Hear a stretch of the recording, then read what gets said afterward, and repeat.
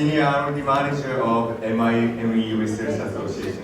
And I'm also a member of Elkin Scientific Advisory Panel. I'm very happy to be here. Thank you very much for your invitation.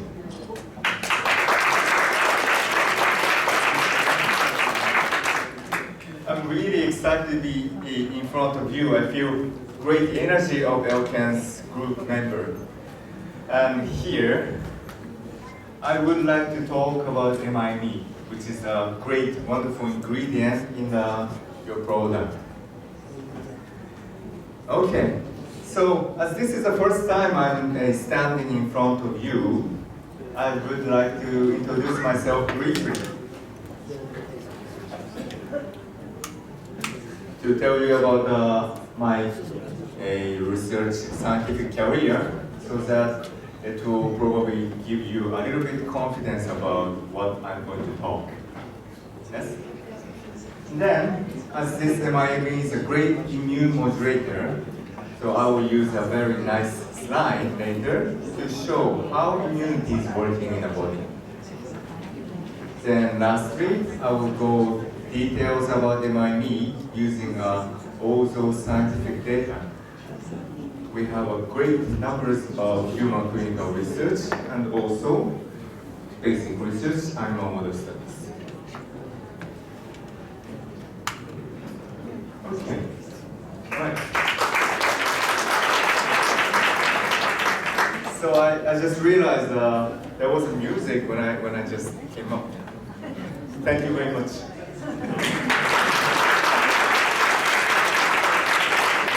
The music was about this movie. You know this? Star Wars. Yes. And this is the reason, the movie is the reason I'm standing here.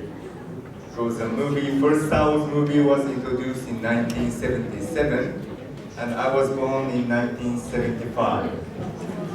So I've grown up with Star Wars movie. And this is the reason I always wanted to be an astronaut. So this is me, 4 years old. So I wanted to be an astronaut, so I decided to be a scientist, particularly a protein scientist. Because protein science is one of the most important studies, research, actually happening in space. So coming to the protein science, we are looking at the body composition here, and you see 60% of our body is water.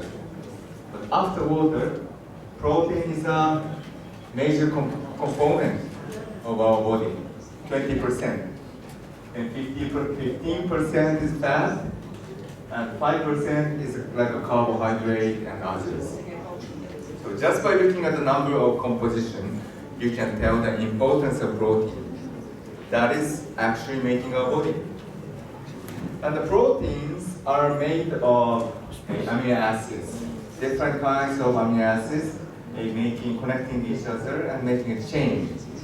That is from 100 or 1,000 or even longer amino acid chain that's going to be folded into 3D structure. That is a protein.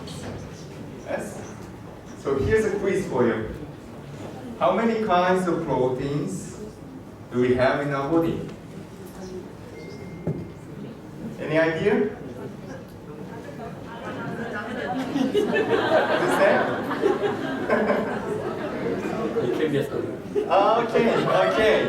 Okay.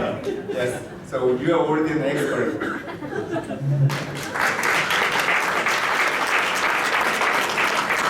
So we have like 100,000 different kinds of proteins in our body, working differently and working together. That is making us alive, right? So this is a good example of how the proteins are so much in different variations. So you see each of those molecules are proteins. So you see different size, different shapes, yes? And each of those different proteins have different functions, yeah? So proteins are working like a small machine, molecular machine. So with structure, it is showing expressing the function. So understanding structure is very important. Yes? But out of 100,000 of proteins, we only know 5% of protein structures. At the moment, 95% of protein structures are not known yet. We don't know. So there's a lot to learn about our body. We need to really look at those structures of protein so that we can understand what's happening and we can be more healthy. Yeah? So this is a good example of understanding protein. You're looking at the beautiful colors, beautiful red jacket and beautiful red tie, yes, and also beautiful green and other colors, yellow. But all those four colors are actually a mixture of three primary colors. RGB, red, green, and blue. We are recognizing those three primary colors. That's why we can see four colors by mixture of those three primary colors. On the retina, behind the eye, we actually have three different kinds of proteins. Okay. Three different rhodopsin, the name is rhodopsin, and those three different rhodopsins are recognizing three primary colors. That's how, and those three different rhodopsin proteins are slightly different by structure, right? Very similar, but slightly different because each of them are recognizing different colors. Yes? So this is a good example, one example, how proteins are working differently. So to get the protein structure, we first need to make a protein crystals, like this. This beautiful shape, almost like a gemstone, you see. Different colors, different shapes, with the facet and the edge, making the really gemstone, protein crystals. Once we get the protein crystals, we shoot the strong X-ray beam on it, and we get a diffraction image. Such a diffraction image is calculated, and eventually we get the protein structure. Yes. It's very kind of long way, complicated method. And one of the most difficult part is making such a protein crystal. Because if we don't have a good protein crystal, good quality protein crystal, we don't get the crystal structure. The structure, we cannot see the precise part of the structure. So we need to have a very good quality of the crystal so that we can look at the protein, the structure, and we can really understand how structure is and how it's working. To improve such a protein crystal, there's one method. One of those methods is using space shuttle, using microgravity. Yes? So that was my PhD program in the University of Tokyo. My target protein actually got on board of space shuttle. In this NASA space shuttle mission, So I would like to show you the great video that was taken by my colleague sitting next to me. So you will hear the voice, screaming voice of mine. Would you please play that video?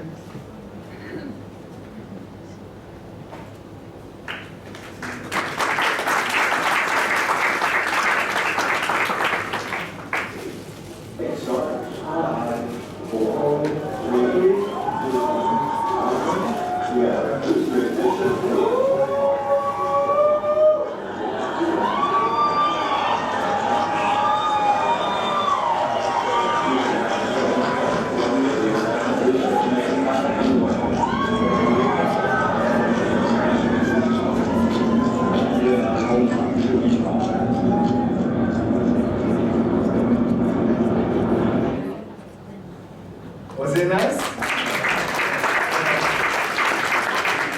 It was a really fantastic moment, the highlight of my PhD program. But this space shuttle mission, they actually went up to space and they flew over for 2 weeks around the orbit, the Earth. Then when the space shuttle was coming back, there was a tragic accident. The space shuttle couldn't come back to Earth. It was in the year 2003, the space shuttle Columbia was lost. So my protein crystal was also burned down with this space shuttle. So it was very sad, but I just decided to continue my research career. So right after this PhD program, I decided to go to the United States. And at that time, I decided to expand my research interest to more to understand human body, not about only protein science, but from the gene DNA to gene expression and how it's really controlled in our body. So this is a human body, and that is composed of 37 trillion cells. And in each of those cells, there is a nucleus. And inside the nucleus, there are chromosomes that is made of DNA chain. You're familiar with DNA chain, right? Yeah? DNA is very important information, and each of us has different DNA chain. But it's actually the collections of genes, like these genes. And gene is actually working as a blueprint of protein. Yeah? So DNA is really the collection of different genes which is going to be translated, expressed to the protein. And in human, such a gene, when we look at such a gene and protein, those proteins are actually same in everybody. Like you remember that rhodopsin in the eye? That rhodopsin gene and rhodopsin proteins are actually same. Everybody has same. But what is making the difference is the non-coding region, not the gene part, but those non-coding region is making the difference between us. Those non-coding region is controlling how those gene is expressed, the proteins.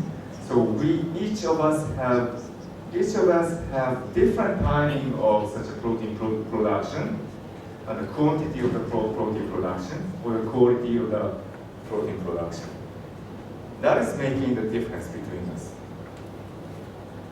This is more about from DNA to protein.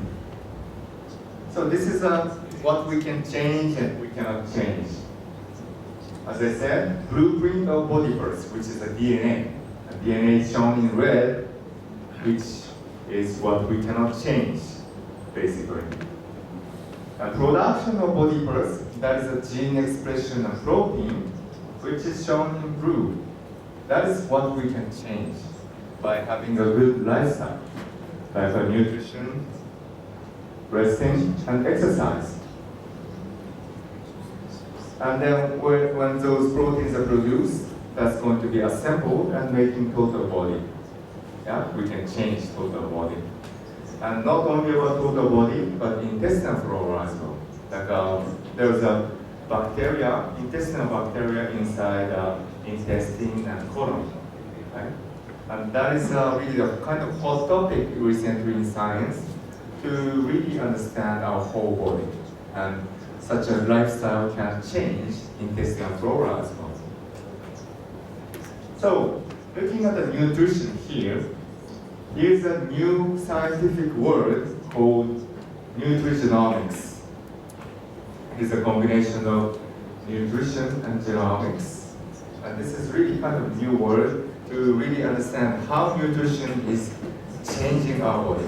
And this is a good slide to kind of easily understand. Here we're looking at the queen bee and worker bees. Yes? Everybody knows that only queen bee can give egg. Yeah? But you may not know that a queen bee and worker bees, if they are from same beehive, their DNA is same, identical. The difference is made only by diet, the nutrition. a very lucky baby girl was chosen, and she has been fed with royal jelly. That's going to be queen bee. And the other A babies are fed with the worker jelly or normal honey. They are going to be worker bees. So queen bee only can give egg, and also lifespan is so different. Queen bee can live longer than 2 years, but worker bees can only live for 3 to 6 weeks. Yeah? So, same DNA, same blueprint, but just a difference between royal jelly and honey, that is making such a huge difference. Yes? You can understand how nutrition is so important.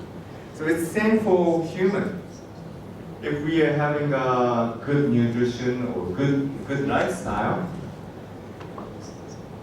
I'm standing here, and if I'm having a good lifestyle, 5 years later and 10 years later, I'll be still able to talk in front of you, right? But if I'm having a bad lifestyle, bad food, and too stressed, my ability will go down, and I will be like this. You know, I cannot. Right? So good nutrition will really change. Nutrition will really change what you are, what you would be in future. And I'm focusing on this nutrigenomics because there's a new study of MIME. There's a great new potential benefit that MIME is showing in this nutrigenomics way. I'm going to show you that later. Okay, so coming to MIME Research Association. So after, thank you. So after that, I spent 8 years in the United States as a faculty of the university. I decided to join MIME Research Association almost 8-9 years ago. That's because I see the great potential of this great ingredient MIME in different perspectives. It is good for our health in different ways. So now I'm a senior R&D manager of this research association. I'm trying to accumulate more scientific evidences on this MIME ingredient. We are always carrying out collaborative research with renowned universities and hospitals, ongoing with over 100 universities. And I'm often visiting those universities and hospitals and discussing with professors and doctors about new research. That's how we are accumulating new scientific evidences. And MIME was developed 30 years ago, right? And this association is doing this for all 30 years. This is so amazing. So in fact, I have so many data to show you tonight, but I wouldn't be able to. So it's going to be just selected numbers of studies I'm going to show you, but there are so many different other studies in behind. Okay, so let's go to the immunity 101. So this MIME is a great ingredient working on immunity.